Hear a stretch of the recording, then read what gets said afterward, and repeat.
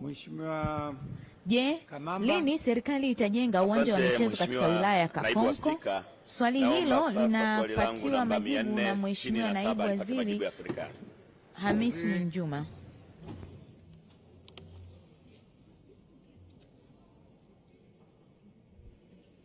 Mheshimiwa Naibu Spika, serikali inatambua umuhimu wa kuwa na viwanja vya michezo katika wilaya ikiwamo wilaya ya Kakonko ili kuibua na kukuza vipaji, kuimarisha afya za wananchi pamoja na kuchochea uchumi kupitia sekta ya michezo.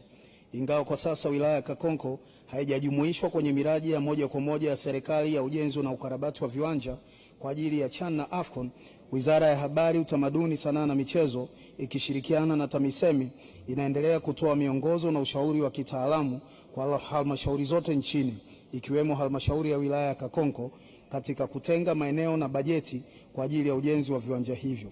Nitumie fursa hii kuzihimiza halmashauri zenye nia ya kujenga viwanja vya michezo ikiwamo ya Kakonko kuanza mchakato wa ndani wa upatikanaji wa ardhi, kutenga fedha kwenye bajeti zao na kuwasilisha maombi rasmi Wizara ya Habari, Utamaduni, Sanaa na Michezo kwa ajili ya kupata msaada wa kitaalamu na kiufundi ili kuhakikisha dhamira ya kuwa na viwanja vya michezo nchini kote inatimia.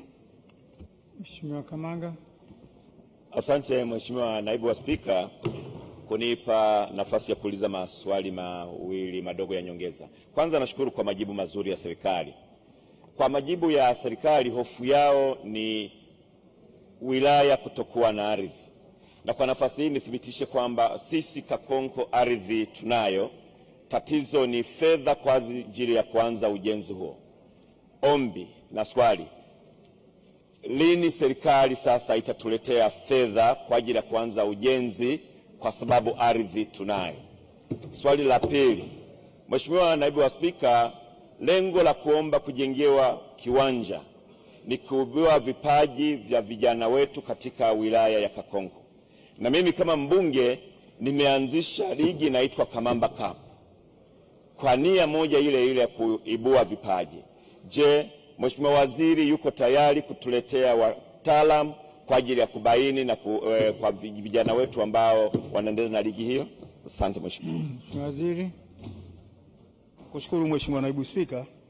Kwanza ni wapongeze halmashauri ya Kakonko wakishirikiana na mbunge Alois Kamamba kwa kuwa na utayari wa kutengeneza miundombinu ya michezo kwenye halmashauri yao kwa kuanza kwa kutenga maeneo. Kwa sasa kipaumbele cha serikali ni kwenye miundombinu itakayotumika kwa ajili ya CHAN 2025 na AFCON 2027.